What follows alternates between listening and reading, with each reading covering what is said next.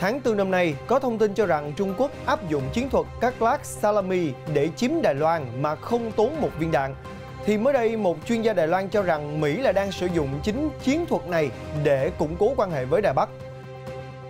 Trong lúc đó, một quan chức Đài Loan tuyên bố ai phàn nàn về hội nghị thượng đỉnh vì dân chủ của Mỹ thì cần xem lại. Bà Thái Anh Văn là một trong 25 người phụ nữ có ảnh hưởng nhất thế giới của Financial Times. Căng thẳng giữa Trung Quốc và Litva vẫn chưa có dấu hiệu xuống thang khi mà mới đây có thông tin cho rằng Trung Quốc gạch tên Litva ra khỏi cơ quan đăng ký hải quan. Các thông tin đáng chú ý khác, Trung Quốc Việt Nam đồng ý thúc đẩy quan hệ đối tác chiến lược toàn diện. Tướng hàng đầu của Mỹ rất lo ngại về hoạt động quân sự của Nga gần Ukraine. Taliban ra sắc lệnh quan trọng về quyền của phụ nữ. UAE đặt hàng 80 máy bay chiến đấu Rafale của Pháp. OPEC cộng cam kết tăng sản lượng khai thác dầu 400.000 thùng một ngày. Didi tuyên bố hủy niêm yết tại sàn chứng khoán Mỹ, quay về Hồng Kông. Ít nhất 30 quốc gia vùng lãnh thổ đã ghi nhận ca mắc biến thể Omicron. Và đây là FBNC Thế giới hôm nay.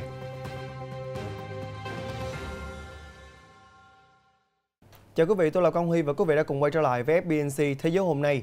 Thưa quý vị, mới đây thì Taiwan News dẫn lời ông Bill Sharp, một chuyên gia quốc phòng và lịch sử Đài Loan cho biết rằng việc Mỹ tăng cường đưa quân đội vào Đài Loan trong năm vừa qua là đang sử dụng chiến thuật cắt lát Salami để củng cố quan hệ với Đài Bắc.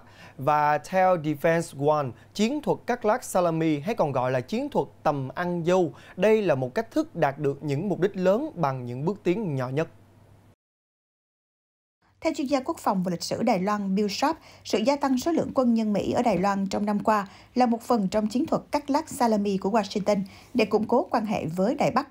Theo Defense One, chiến thuật cắt lát Salami hay còn gọi là chiến thuật tầm ăn dâu là một cách thức để đạt được những mục đích lớn bằng những bước tiến triển nhỏ nhất. Gần đây, Lầu Năm Góc tiết lộ có 2 binh sĩ thuộc lục quân, 3 thuộc hải quân, 5 thuộc không quân và 29 lính thủy đánh bộ của Mỹ đang ở Đài Loan. Từ ngày 31 tháng 12 năm 2020 đến ngày 30 tháng 9, số lượng lính Mỹ tại Đài Loan đã tăng từ 20 lên 39 người. Theo ông Sharp, Mỹ đang thể hiện sự ủng hộ đối với Đài Loan bằng chiến thuật cắt lát Salami thông qua nhiều chuyến thăm của Quốc hội Mỹ và nhiều nhân vật cấp cao khác đến hòn đảo. Ông nói thêm rằng trong 18 tháng qua, Mỹ cũng đã bán một số vũ khí cho Đài Loan. Vào ngày 2 tháng 12 vừa qua, bà Aurey Tang, người đứng đầu cơ quan kỹ thuật số của Đài Loan cho biết quốc gia nào phàn nàn về hội nghị thượng đỉnh vì dân chủ của Mỹ thì nên tăng cường sự dân chủ trong chính đất nước của mình để lần sau được mời tham gia. Phát ngôn này được đưa ra sau khi Trung Quốc phản đối việc Mỹ mời Đài Loan tham gia sự kiện trên. Hội nghị thượng đỉnh vì dân chủ do Mỹ tổ chức đã trở thành nguyên nhân mới nhất khiến mối quan hệ ba bên Mỹ, Trung Quốc và Đài Loan thêm căng thẳng. Bà Aurey Tang, người đứng đầu cơ quan kỹ thuật số của Đài Loan cùng với đại sứ thực tế của Đài Bắc tại Washington, Xiao Pi Kim, sẽ đại diện cho hòn đảo tham gia hội nghị thượng đỉnh này vào tuần tới. Trong khi đó, Nga và Trung Quốc lại không được mời. Trung Quốc, quốc gia tuyên bố Đài Loan là lãnh thổ của riêng mình, đã lên án Hoa Kỳ về lời mời này, cũng như phản đối bất kỳ tương tác ngoại giao chính thức nào giữa Mỹ và Đài Loan. Đáp lại, bà Aurey Tang, người đứng đầu cơ quan kỹ thuật số của Đài Loan cho biết, quốc gia nào phàn nàn về hội nghị thượng đỉnh vì dân chủ của Mỹ thì nên tăng cường sự dân chủ trong chính đất nước của mình để lần sau được mời tham gia. Đây là lần đầu tiên hội nghị thượng đỉnh vì dân chủ được tổ chức, nhưng tôi không nghĩ đó là lần cuối cùng. Trong tương lai sẽ có thêm nhiều hội nghị thượng đỉnh vì dân chủ hơn. Do đó, nếu ai cảm thấy họ bị coi thường và không được mời tham gia hội nghị này, đề xuất của tôi là tăng gấp đôi việc thực hiện các quy tắc dân chủ để lần sau sẽ được mời. Chúng ta sẽ lại gặp nhau trên cùng một sân khấu. Ngày 24 tháng 11, Trung Quốc tuyên bố phản đối việc Mỹ mời Đài Loan tham dự hội nghị thượng đỉnh vì dân chủ vào tháng tới. Ngay sau đó, người phát ngôn Bộ Ngoại giao Trung Quốc Triệu Lập Kiên kêu gọi Mỹ tuân thủ nguyên tắc một Trung Quốc, cũng như ngừng cung cấp bất kỳ nền tảng hoặc nơi trú ẩn nào cho các lực lượng đòi độc lập Đài Loan. Vào thứ Năm ngày 2 tháng 12, tờ Financial Times cũng đã công bố danh sách 25 người phụ nữ có ảnh hưởng nhất thế giới năm 2021, một phiên bản mở rộng của 12 người trong năm 2020. Và giống như năm ngoái, nhà lãnh đạo Đài Loan bà Thái Anh Văn một lần nữa nằm trong danh sách này. Mới đây, tờ báo Financial Times đã công bố danh sách 25 người phụ nữ có ảnh hưởng nhất thế giới năm 2021, một phiên bản mở rộng của 12 người trong năm 2020. Giống như năm ngoái, bà Thái một lần nữa nằm trong danh sách này. Trong danh sách, bà Thái được mô tả là một người phụ nữ mạnh mẽ. Bà đã bảo vệ và gìn giữ những giá trị dân chủ cho Đài Loan trước những mối đe dọa ngày càng gia tăng. Bà là hình mẫu của sự kiên cường và đã đưa Đài Loan thoát khỏi nguy cơ bị phân hóa chính trị giữa lúc chủ nghĩa độc tài và dân chủ bị lẫn lộn như hiện nay. Trong lúc Mỹ xử lý đại dịch yếu kém, đấu đá chính trị trong nước và việc rút quân nhanh chóng khỏi Afghanistan, Bắc Kinh đã tìm cách vẽ nên bức tranh về sức ảnh hưởng của mình, từ đó khiến uy tín trên trường quốc tế của Mỹ nhanh chóng bị phai nhạt. Trong bối cảnh đó, Đài Loan đã trở thành tâm điểm cho cuộc đấu tranh giành vị trí thủ lĩnh ở Đông Á. Thậm chí Trung Quốc còn đang ráo riết vận động lực lượng quân sự xung quanh hòn đảo này. Tuy nhiên, trái ngược với các nhà lãnh đạo khác trên thế giới, những người nhanh chóng thỏa hiệp với Trung Quốc về những điều nhỏ nhất, thì bà Thái lại không như vậy. Bà không nản lòng khi đối mặt với sự đe dọa. Thông qua phong cách lãnh đạo của mình, bà Thái đã chứng minh rằng giá trị của Đài Loan khác với Trung Quốc như thế nào. Vào ngày 2 tháng 12 vừa qua, một nhà xuất khẩu gỗ của Litva cho biết rằng sản phẩm của công ty họ đã bị cấm nhập cảnh cảng Thượng Hải của Trung Quốc vì hải quan nước này bảo rằng Litva không còn nằm trong hệ thống máy tính, khiến cho nhiều hàng hóa của Litva mắc kẹt trên biển. Theo đó, thì nhiều nghi vấn đặt ra rằng Litva đã bị loại khỏi cơ quan đăng ký hải quan của Trung Quốc để trả đũa việc nước này liên tục có động thái củng cố quan hệ với Đài Loan. Một nhà xuất khẩu gỗ của Litva mới đây cho biết sản phẩm của công ty họ đã bị cấm nhập cảnh tại cảng Thượng Hải vì hải quan Trung Quốc báo rằng Litva không còn nằm trong hệ thống máy tính. Điều này khiến nhiều hàng hóa của Litva bị mắc kẹt trên biển. Theo đó, nhiều nghi vấn đặt ra rằng Litva đã bị loại khỏi cơ quan đăng ký hải quan của Trung Quốc để trả đũa việc nước này liên tục có động thái củng cố quan hệ với Đài Loan. Bộ Ngoại giao Litva xác nhận với Baltic News Service rằng các nhà xuất khẩu của nước này đã gặp vấn đề khi đưa hàng hóa sang Trung Quốc. Cụ thể, Bộ này cho biết đã nhận được báo cáo về sự gián đoạn đối với các hoạt động sản xuất của Litva tại Trung Quốc. Đài Phát thanh và Truyền hình Quốc gia Litva đưa tin họ cũng đang thu thập thông tin từ cơ quan chức năng Trung Quốc về các hạn chế mới. Cơ quan này nói thêm rằng họ cũng đang liên lạc với Ủy ban châu Âu để đưa ra một phản ứng có giá trị mang tầm châu lục. Bắc Kinh đã tìm cách trừng phạt Litva vì cho phép Đài Loan đặt văn phòng đại diện tại Vilnius, đồng thời có kế hoạch mở văn phòng đại diện tại Đài Loan vào năm tới. Vào ngày 21 tháng 11, Trung Quốc đã hạ cấp quan hệ ngoại giao với Litva bằng cách giáng chức đại sứ xuống vị trí đại biện. Tuy nhiên, theo Hiệp hội Thương mại Litva Trung Quốc, mặc dù xuất khẩu hàng hóa nông lâm nghiệp và chăn nuôi bị ảnh hưởng bởi các hạn chế của Trung Quốc, nhưng các sản phẩm công nghệ cao trong các lĩnh vực như công nghệ sinh học lại hầu như không bị ảnh hưởng. Mới đây, tại cuộc gặp với người đồng cấp Việt Nam Bùi Thanh Sơn ở huyện An Giang, tỉnh Chiết Giang, miền Đông Trung Quốc, Ngoại trưởng Vương Nghị cho biết Trung Quốc và Việt Nam đã đồng ý thúc đẩy sự phát triển quan hệ đối tác chiến lược và các hợp tác song phương khác. Tại cuộc gặp với Ngoại trưởng Việt Nam Bùi Thanh Sơn, người đồng cấp Trung Quốc Vương Nghị kêu gọi hai nước thúc đẩy sự phát triển bền vững, lành mạnh và ổn định trong mối quan hệ đối tác hợp tác chiến lược toàn diện. Ông Vương cho biết năm 2021 là năm có ý nghĩa rất quan trọng đối với sự phát triển của quan hệ song phương.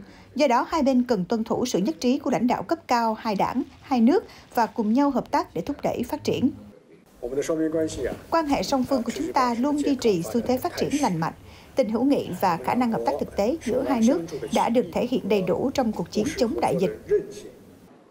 Về phần mình, ông Bùi Thanh Sơn cho biết Việt Nam luôn ủng hộ việc Trung Quốc đóng vai trò lớn trong các vấn đề quốc tế. Ngoài ra, hai bên cũng đã trao đổi thêm về hợp tác song phương trên các lĩnh vực, cũng như đạt được một số đồng thuận quan trọng. Hai bên nhất trí tăng cường vai trò lãnh đạo chính trị, làm sâu sắc hơn hợp tác cùng có lợi và tăng cường nỗ lực trong cuộc chiến chống đại dịch. Mới đây, một sĩ quan quân đội Mỹ cho biết nước này đang theo dõi các hành động liên quan đến hoạt động quân sự của Nga gần Ukraine. Bởi theo vị quan chức này, Nga đang khiến Mỹ rất quan ngại và những phát ngôn của quân đội Nga cũng đang ngày càng cứng rắn hơn. Mới đây, tướng Mark Milley, Chủ tịch Hội đồng Tham mưu trưởng Liên quân Mỹ, đã từ chối đưa ra bình luận về việc sẽ làm gì trong trường hợp Nga xâm lược Ukraine. Tuy nhiên, ông Milley nhấn mạnh tầm quan trọng của chủ quyền Ukraine đối với Washington và Liên minh NATO. Ông Milley nói trong chuyến bay từ Seoul, có những lợi ích an ninh quốc gia đáng kể của Mỹ và của các quốc gia thành viên NATO đang bị đe dọa nếu người Nga công khai hành động gây hấn về mặt quân sự đối với một quốc gia độc lập kể từ năm 1991. Ukraine cho biết Nga đã đưa hơn 90.000 binh lính lại gần biên giới hai nước, trong khi Moscow cáo buộc Kiev theo đuổi việc xây dựng quân đội của riêng mình. Tại Afghanistan, vào ngày 3 tháng 12 vừa qua, Taliban cũng đã ban hành sắc lệnh về quyền của phụ nữ, trong đó nêu rõ không được coi phụ nữ là tài sản và việc kết hôn phải được sự đồng ý của phụ nữ. Sắc lệnh quy định không được ép buộc phụ nữ kết hôn và người vợ phải được chia tài sản chung khi người chồng qua đời. Sắc lệnh yêu cầu các tòa án phải căn cứ các quy định mới về quyền của phụ nữ khi ra phán quyết, đồng thời thì các bộ phụ trách thông tin và tôn giáo phải nỗ lực thúc đẩy các quyền này. Tuy nhiên, sắc lệnh không đề cập quyền của phụ nữ được tiếp cận giáo dục hoặc ra ngoài làm việc. Sau khi giành kiểm soát Afghanistan vào giữa tháng 8 vừa qua, Taliban đã từng tuyên bố sẽ không áp dụng các chính sách hà khắc như thời kỳ Taliban nắm quyền lãnh đạo từ năm 1996 đến 2001. Theo đó, Taliban đã cho phép mở trường học dành cho nữ sinh tại một số tỉnh và đưa ra những thông điệp ôn hòa như là khuyến khích phụ nữ tham gia các hoạt động xã hội, thậm chí là tham gia chính quyền mới. Dù vậy, thì trong chính phủ tạm thời của Taliban công bố hồi đầu tháng 9, tất cả các vị trí cấp cao không có đại diện của nữ giới. Vào thứ Năm, ngày 2 tháng 12, Tổng thống Colombia Ivan Duque cũng đã chào đón nhà vua Philip đệ Lục của Tây Ban Nha tại thành phố Barranquilla của Colombia trước thềm Đại hội Luật sư Thế giới. Trong chuyến thăm của mình, thì nhà vua Tây Ban Nha cũng đã dùng một bữa ăn trưa tại Casa Cantinchi. Và trong phát biểu ở sự kiện này, thì vua Philip đệ Lục cho biết rằng hôm nay tôi có mặt ở đây để cùng với Colombia tìm cách củng cố hòa bình vì hạnh phúc của công dân nước này, và chúng ta sẽ cũng đừng quên đấu tranh cho toàn bộ khu vực. Theo truyền thông địa phương, vua Philip đệ Lục và ông Duque sau đó cũng đã tổ chức một cuộc họp với các quan chức khác về việc tiêm chủng ngừa Covid-19, vấn đề di cư của người Venezuela và các biện pháp kích hoạt và khôi phục nền kinh tế. Nhà vua cũng đã tham gia Đại hội Luật sư Thế giới tại Barranquilla vào thứ Sáu ngày 3 tháng 12. Và chuyến thăm 2 ngày của nhà vua cũng đã bao gồm việc tham quan các công trình cơ sở hạ tầng như là tòa nhà chọc trời The Icon và cầu Pumarejo. Cả hai đều do các công ty Tây Ban Nha xây dựng. Chuyển sang một thông tin về môi trường, vừa qua giám đốc điều hành của chương trình phát triển của Liên Hiệp Quốc UNDP cho biết rằng là UNDP đặt mục tiêu tăng gần gấp 3 lần việc quản lý chất thải nhựa lên 100 thành phố ở Ấn Độ vào năm 2024 để chống lại tác hại của ô nhiễm nhựa.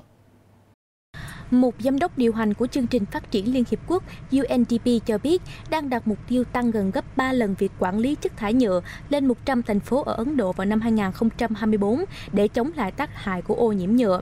Trên khắp nhiều thị trấn và thành phố của Ấn Độ, những nơi thường được xếp vào hàng ô nhiễm nhất thế giới, việc không có sự quản lý đối với chất thải nhựa dẫn đến tình trạng xả rác tràn lan và gây ô nhiễm môi trường nghiêm trọng.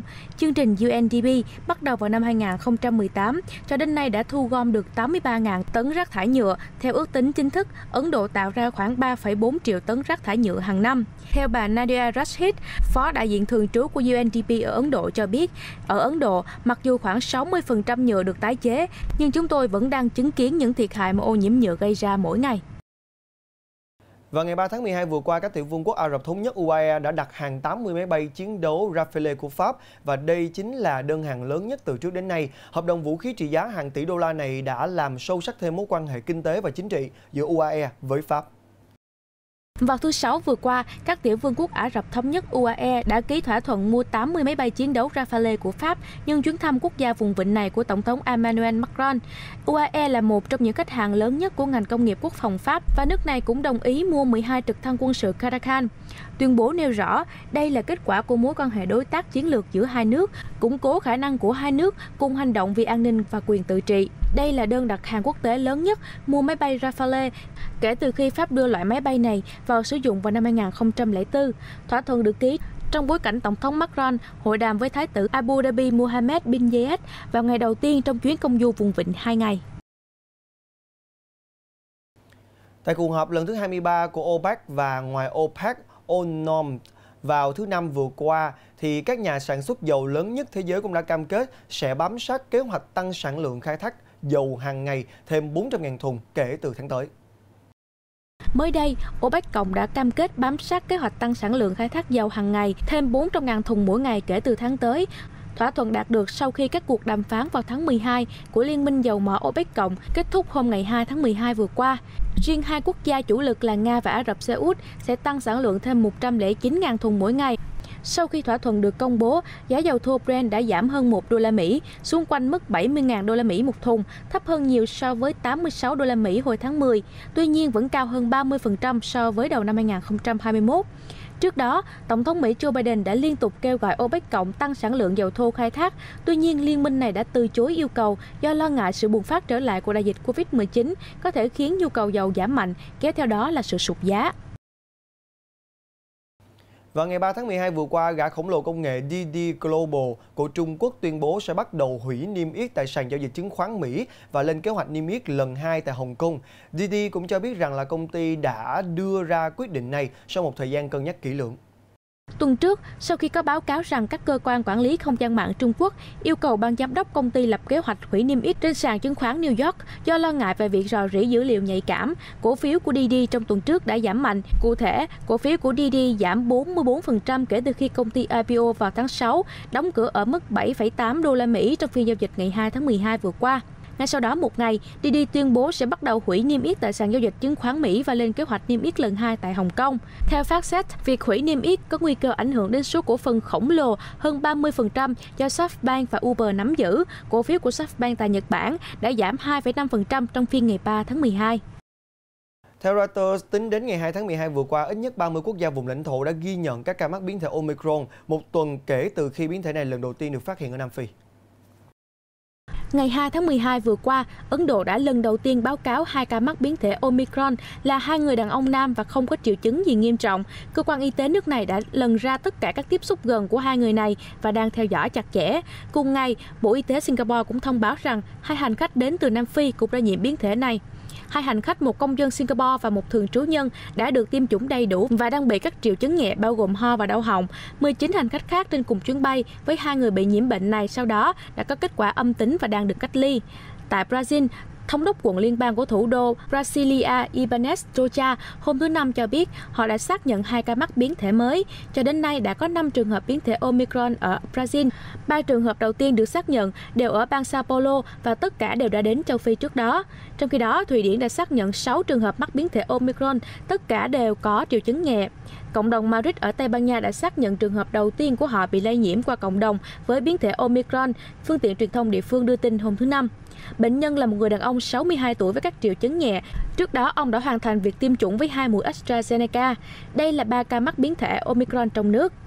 Tổng công ty truyền thông Đan Mạch đưa tin hôm thứ Năm, nước này cho đến nay đã xác nhận được 14 ca nhiễm biến thể Omicron.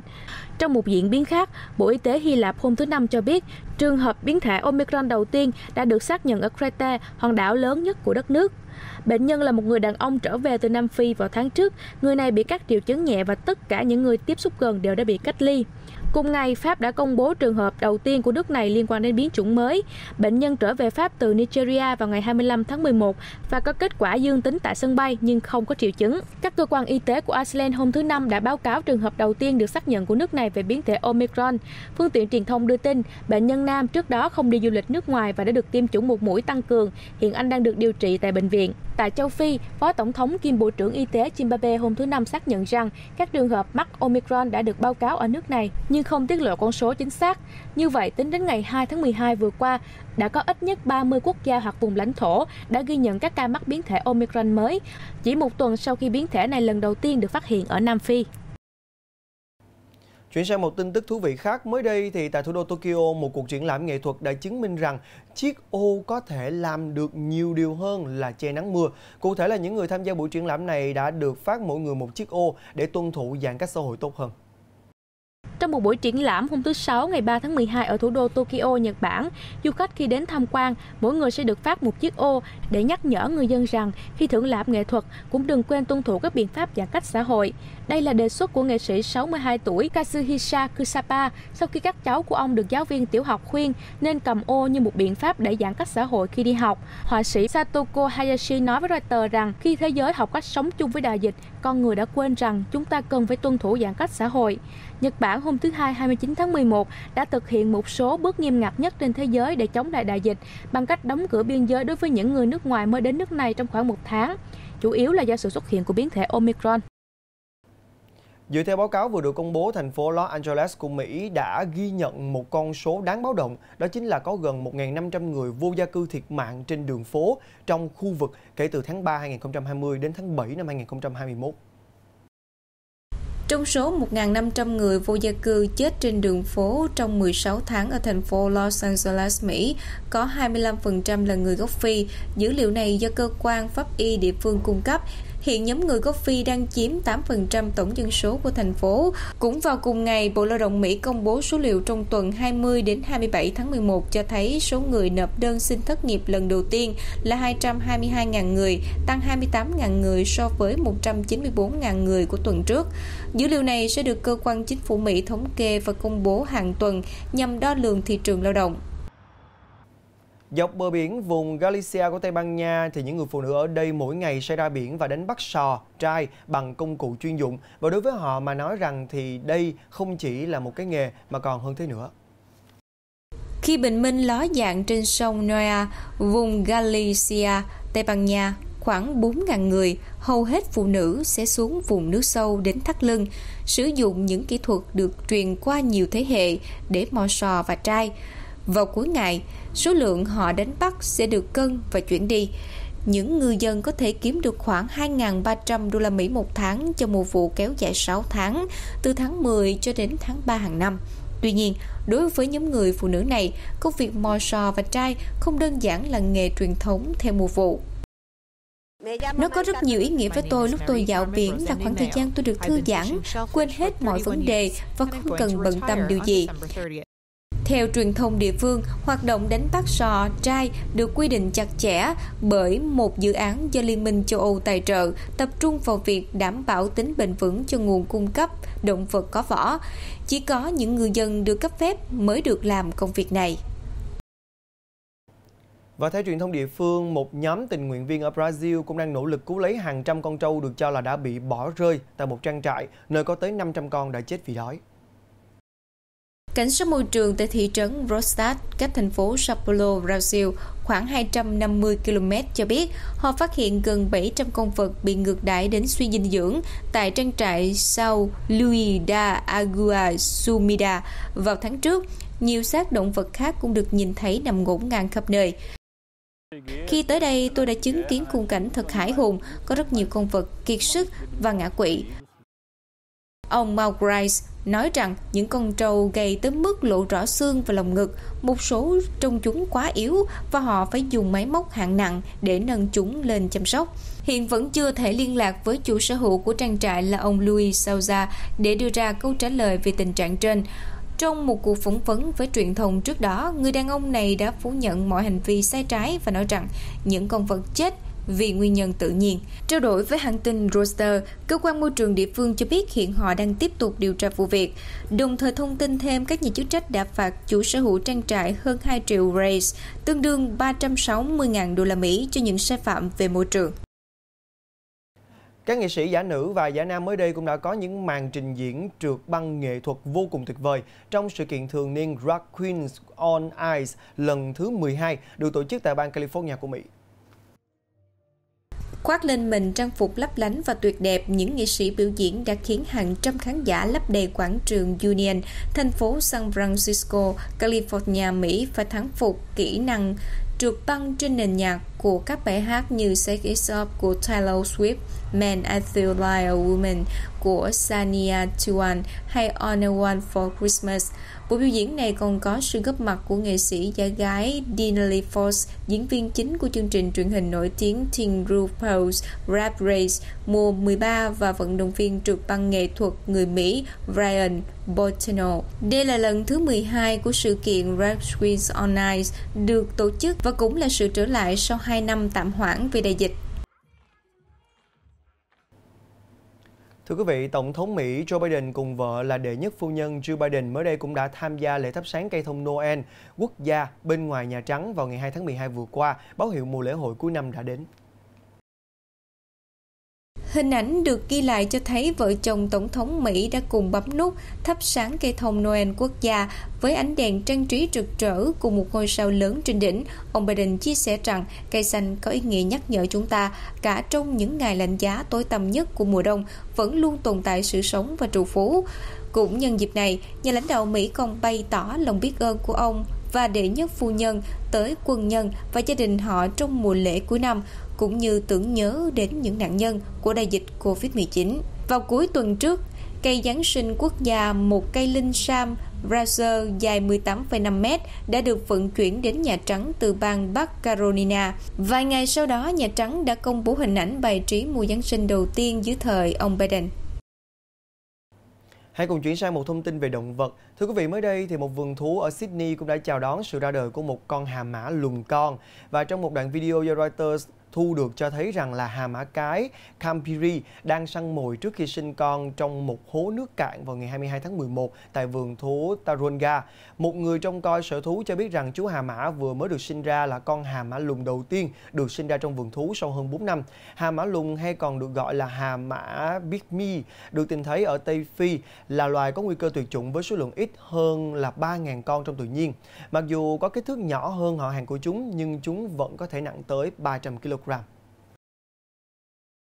Và những thông tin vừa rồi cũng đã khép lại FBNC Thế giới hôm nay. Còn Huy cảm ơn quý vị đã quan tâm theo dõi. Xin chào và hẹn gặp lại.